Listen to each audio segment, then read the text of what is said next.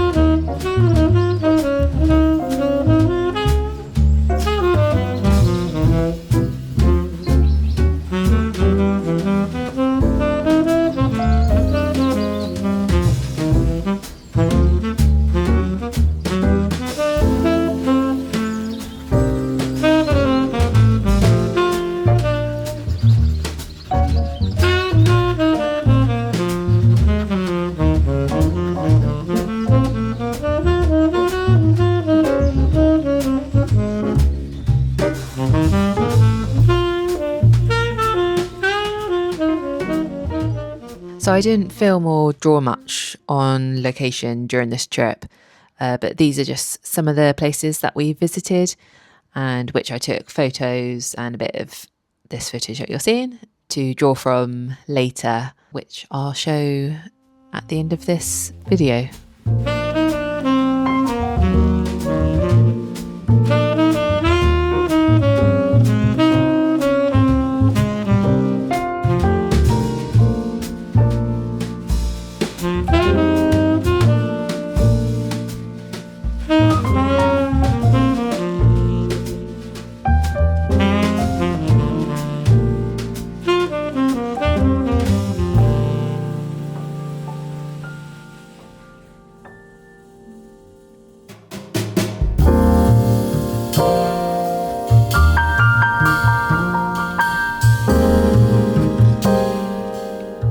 So this was the following weekend and I was cat sitting for my sister, and she lives in Dorset, which is a really lovely coastal part of the UK for those who don't know.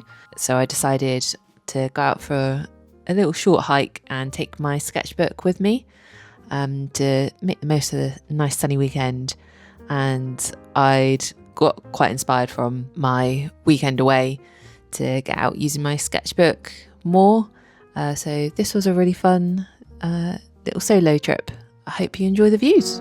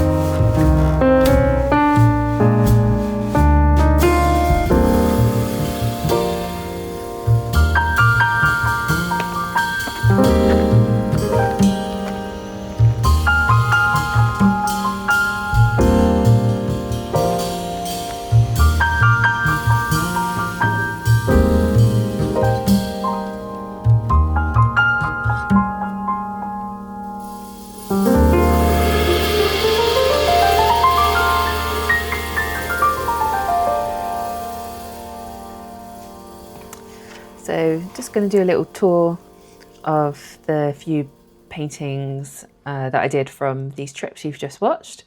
So this first page here, as you can see, it's warm-up sketches.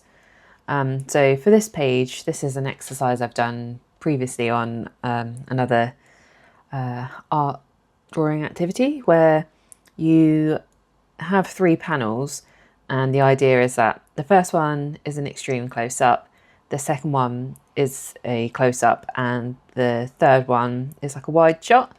So you can get an idea of the same scene that you're looking at, but different sort of aspects of it. I think that'd be quite a fun way to do a more sort of narrative piece as well. But this was really good just to warm up, and doing it with biro as well couldn't be too precious. Sorry if you can hear the birds in the background. I've got the window open and I'm right next to a tree. Anyway, so these next 2 pages, this one you saw in the video earlier, but for these I really like that you naturally have the image framed with a sketchbook. Like when I first got it, I wasn't sure if I was going to like drawing in a square sketchbook. It felt a little bit restrictive compared to the landscape one that I had before this, but I'm actually really liking it. And for these pieces, I wanted to have the foreground, or the part of the image that I want to stand out more, done in a bit more detail by using fine liner, and then the background parts are just watercolour and pencil. So like here, the tree trunk is the more detailed part, and then leaves are a bit more subtle in the background. This picture here was probably my favourite one that I've done on these couple of trips. I'm really happy with the composition and the colours. Yeah, I like that one. And then these 2 are from Tintern Abbey. So this was, I think it's an English Heritage Trust property. Or actually no, because it's in Wales. I guess it's not English Heritage. But yeah, this was a really nice, interesting abbey to look at. It's under some repair work whilst I was there, so there's quite a bit of scaffolding up, which obviously kind of like ruins the aesthetic of it a little bit, but it's got to be done, isn't it? Otherwise these kind of places won't be around for long. Anyway, this one I did I start it when I was there? I don't think I did. So these 2 previous ones, this one here, I did the whole thing on location. That was sat in the little front garden at the cottage that we were staying in. And this one, I did the sketch, and I think I might have inked it whilst we were sat there. It's whilst we were having lunch, and then I finished it later on in the evening back home. And this one I did from a photo later that evening back in the cottage too. Then this one here, I really like how that like naturally frames the image. And I think like fine liner and water colours just work so well together. I'm really pleased with how that looks. But yeah, I did this one, I think a week later. I left a couple of pages because I was planning to do some more from the photos I'd taken on that trip, but I didn't get time before I filmed this vlog, so I might get back to it at some point in the future. So this one you would have seen in the video as well. It's a view from Old Harry Rocks. It's just so nice, like beautiful scenery there. I was really lucky with the weather. And I kind of like, even though this is just me testing out the colours to use on this piece, I quite like that. I think I've done it on both of these. It's quite a nice like complementary little palette to go alongside the image. I did think if I'd had a bit more time or the inclination to do it then, that maybe I'd have like a full image on the side, then obviously this like little colour experiment here, and then maybe some like finer details, like if there was a flower or a part of say with the church, another part of the church, like even if it was like one brick or something, if I wanted to do that in a bit more detail here, so it didn't feel like such a waste of a page. And then this one is just another random one that I did recently on another trip out. There was so many plants and flowers in this garden. There was a little bit overwhelming, but I just decided, like, I'm very much believe the whole a drawing or painting doesn't need to look exactly the same as what you're seeing in front of you. Like, that's what taking a photo is for. It's about what that place makes you feel like, or how you want to capture it. So yeah, I think when I started the sketchbook, I wasn't quite sure how I was going to use it. As you can kind of see, this is a few different odd bits and pieces. But I think, unless I change my mind halfway through, I'm going to stick with this square framing to everything, because this obviously doesn't actually fit the shape of the sketchbook. But yeah, I've got back into my flow of drawing outside, in plein air, sketching, whatever the official name for it is. Yeah, so I'll come back to this sketchbook maybe when I've filled it all up, and do another little sketchbook tour. Until next time, I'll see you. Okay, bye.